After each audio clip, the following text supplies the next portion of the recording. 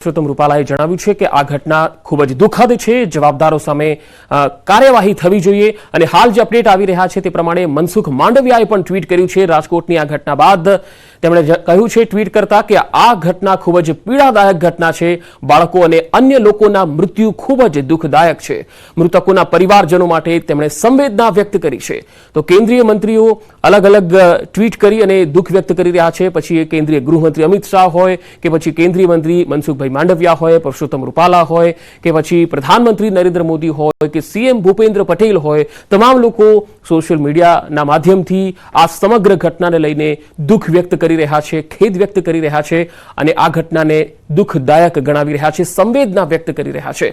રાજકોટમાં 25 લોકો આગમાં ભડથું થઈ ગયા અને આ ઘટના સૌ કોઈની આંખોને રડાવી દેનારી છે। હવે આપને જે બતાવી રહ્યા છે, જે તસવીર ફોટોગ્રાફ બતાવી રહ્યા છે, આ છે એ સંચાલક કે ગેમ ઝોનનું સંચાલન કરતા હતા, તેમાં તેમની ભાગીદારી હતી। આ છે યુવરાજસિંહ સોલંકી કે જે ભાગીદારી તેની હતી અને આ છે નીતિન જૈન જે મેનેજર છે આ ગેમ ઝોનનો।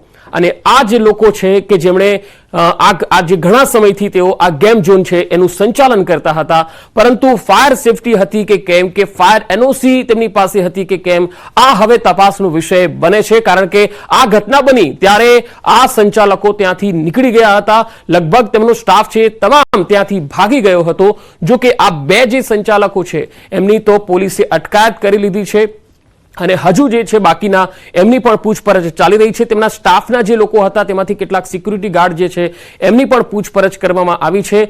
હવે તપાસ તો થશે, એસઆઈટીની ટીમ તો બનશે, પરંતુ આ ઘટનામાં જે 25 લોકોના જીવ ગયા, જે સૌથી નાના બાળકો કે જેમણે હજુ દુનિયા જોવાની બાકી હતી, હજુ તો એમણે ખીલવાનું હતું અને એ પહેલા જ તેમના માતા પિતાની આંખો સામે જ્યારે તેઓનો જીવ જે છે તેમના મૃતદેહો જોવે છે ત્યારે એમની કંપારી છૂટી જાય છે। આજે માતા પિતા આક્રંદ કરતા કહી રહ્યા છે કે અમને અમારા બાળકો આપો, અમને અમારા વહાલ સોયા આપો, અમને અમારા પરિવારજન આપો। અમને આ જે આક્રંદ જે છે એ ખરેખર સૌ કોઈને રડાવી દેનારું છે। રાજકોટની અંદર આ ઘટના બની છે ત્યારે એની સામે હવે સરકારે સજાગ થવું જ જોઈએ, કારણ કે રાજકોટનો એકમાત્ર બનાવ નથી। આ પહેલા તક્ષશિલા કાંડ બન્યું ત્યારે પણ બહુ તાયફા થયા, તે વખતે પણ કહેવામાં આવ્યું હતું કે ભાઈ આ તપાસ થશે, તમામ લોકો સામે એક્શન લેવાશે, ફાયર એનઓસી જોવામાં આવશે, પણ પછી જ્યારે 2-3 મહિના વીતી જાય ત્યાર પછી કોઈ કશું ધ્યાન આપતું નથી અને આ પ્રકારની ઘટનાઓ વારંવાર બને છે। रुक जा भाई थोड़ी देर। हाँ जी, ये दिल्ली फायर सर्विस को 4:30 बजे ये कॉल मिली थी, इंडस्ट्री की फायर थी, अकॉर्डिंगली टर्न आउट करा गया है और उसके बाद इसकी मीडियम कैटेगरी हो गई थी क्योंकि आग काफी 2 फैक्ट्रियों में फैल गई थी। વધુ માહિતી સાથે સંવાદદાતા અંકિત પોપટ મારી સાથે જોડાયા છે। અંકિત, હાલ ફાયર બ્રિગેડની ટીમ હોય અથવા તો જે રેસ્ક્યુ ટીમ છે, શું એ હજુ પણ કાર્યવાહી ત્યાં ચાલી રહી છે? ચોક્કસ, ખાસ કરીને વાત કરવામાં તો હાલ જ એક સમાચાર મળી રહ્યા છે કે વધુ એક મૃતદેહને જે ટીઆરપી ગેમ ઝોન છે ત્યાંથી બહાર કાઢવામાં આવ્યો છે। એટલે હાલ જે સતત જે મૃત્યુનો આંક છે તેમાં ઉત્તરોત્તર વધારો થઈ રહ્યો છે અને હાલ અત્યારે કુલ આંક છે તે 25 ઉપર પહોંચ્યો હોવાની વાત છે તે સામે આવી રહી છે અને વાત એવી પણ સામે આવી રહી છે કે તેની અંદર મૃત્યુના આંકમાં હજુ પણ વધારો થાય તેવી પણ એક વિગત છે તે સામે આવી રહી છે ને આ વિગત સામે આવતા હાલ અત્યારે રાજ્યસભાના સાંસદ રામભાઈ મોકરિયા સાથોસાથ ધારાસભ્ય રમેશ ઢીલાડા સહિતના જે નેતાઓ છે તે ખાસ કરીને હાલ અત્યારે પીએમ રૂમ ખાતે પહોંચ્યા છે, પરંતુ સૌથી મહત્વની અને કરુણ જો કોઈ ઘટના કહી શકાય તો હાલ ઘણા એવા સ્વજનો છે કે જે પોતાના પરિચિતોને ગોતતા શોધતા પીએમ રૂમ ખાતે આવી પહોંચ્યા છે, પરંતુ તેઓ ઇન્કવાયરી કરવાનો પણ પ્રયાસ કરી રહ્યા છે। પોલીસ દ્વારા પણ તેમને સપોર્ટ કરવાનો છે તે પ્રયત્ન છે તે કરવામાં આવી રહ્યો છે, પરંતુ બોડી છે તે એટલી હદે બળી ચૂકી છે કે ઓળખ થઈ શકે તે પ્રકારની કોઈ પરિસ્થિતિ હાલ અત્યારે સામે નથી આવી રહી। ત્યારે તેમની કઈ રીતે શોધખોળ, તેમની ઓળખ પરેડ થાય તે બાબતે પણ હાલ અત્યારે ફોરેન્સિકના જે એક્સપર્ટ છે તે પણ ખાસ કરીને હાલ અત્યારે પીએમ રૂમે પહોંચ્યા હોવાનું છે તે સામે આવ્યું છે। અંકિત, બીજી એક ખાસ અપડેટ પણ આવી રહી છે કે રાજકોટ એમ્સના જે ડોક્ટર્સ છે તેમની એક ટીમ પણ સિવિલ પહોંચી છે અને 30 જેટલા બેડ તૈયાર રાખવામાં આવ્યા છે। આ અંગે શું વધુ અપડેટ? ચોક્કસ તબીબી સ્ટાફ છે, ખાસ કરીને વાત કરવામાં આવે તો જે ટીઆરપી જે ગેટ ઝોન હતું ત્યાંથી સૌથી નજીક એક ગિરિરાજ હોસ્પિટલ થતી હતી, એટલે જેટલા પણ જે ઈજાગ્રસ્તો હતા તેમને ત્યાં ગિરિરાજ હોસ્પિટલ ખાતે ખસેડવામાં આવ્યા હતા। પરંતુ સૌથી કમનસીબ ઘટના એ છે કે કદાચ અત્યારે 300 બેડ પણ કદાચ સામે હોય તેમ છતાં મૃત્યુનો આંકડો છે તે સતત વધી રહ્યો છે। ઈજાગ્રસ્તોના આંકડામાં વધારો નથી થઈ રહ્યો। આ એક બાબત આપણે સમજવી પડશે। ચોક્કસ એમ્સની ટીમ છે તે આવી આઈએમએની જે ટીમ છે, ડોક્ટરોની ટીમ તે પણ અહીં આવી પહોંચી છે, પરંતુ અહીંયા ઈજાગ્રસ્તોનો આંકડામાં વધારો નથી થઈ રહ્યો। આપણે આ બાબત ચોક્કસ સમજવી પડશે।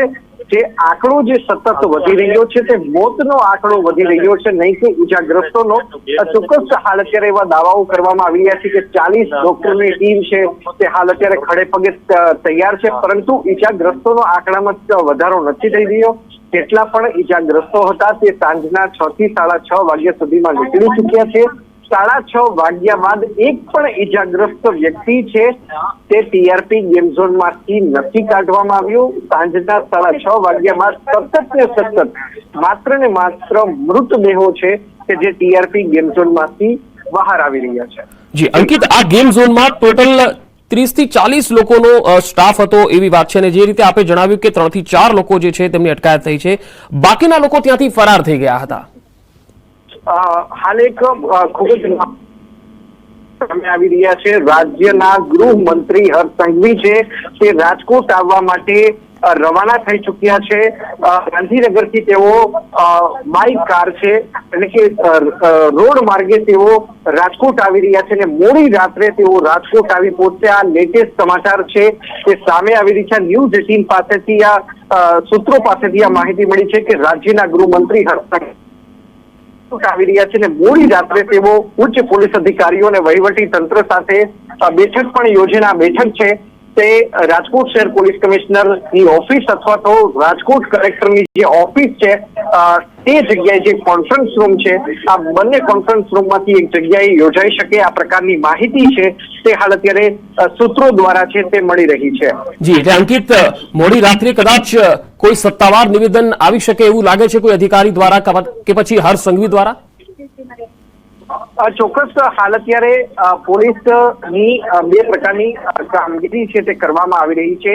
એક તો તે જે ફરિયાદ ડ્રાફ્ટ કરવાની કામગીરી કરવામાં આવે અને જેટલા લોકો પણ જે કસૂરવાર છે તેમને પકડવાની કામગીરી છે તે કરવામાં આવી રહી છે। જેમ મેં આપને કહ્યું તેમ કે યુવરાજસિંહ સોલંકી જે ભાગીદાર છે તેની અટકાયત કરી લેવામાં આવી છે।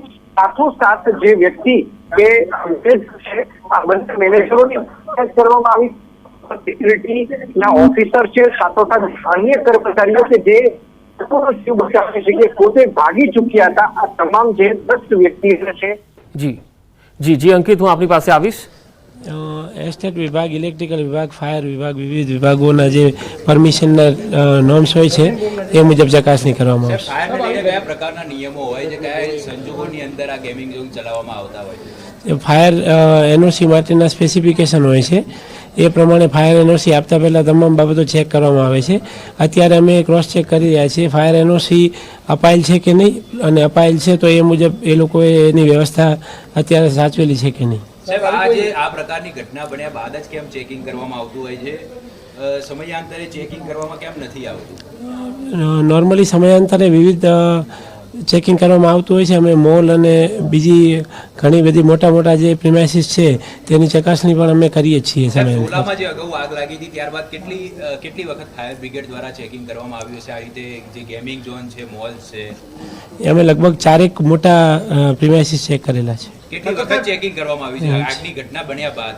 આગની ઘટના બન્યા બાદ અમે 4 મોટા પ્રિમાઇસીસ ચેક કરેલા છે। સાહેબ, એક સવાલ એ થાય કે આટલું મોટું ફન ઝોન છે ને, અહીંયા ઘણા બધા બાળકો આવતા, પરંતુ એન્ટ્રી પોઈન્ટ એક જ છે અને એક્ઝિટ પોઈન્ટ પણ એક જ છે। આવી કોઈ દુર્ઘટના સર્જાય તો ભીડભાડમાં પણ લોકોના મોત થઈ શકે છે। એ તમામ બાબતો અમે ચકાસણી દરમિયાન ચેક કરી અને જે કંઈ કાર્યવાહી કરવાની થતી હશે કરીશું। જ્યારે પણ મંજૂરી આપી હશે ત્યારે આ ચેકિંગ કર્યું હતું કે કેમ?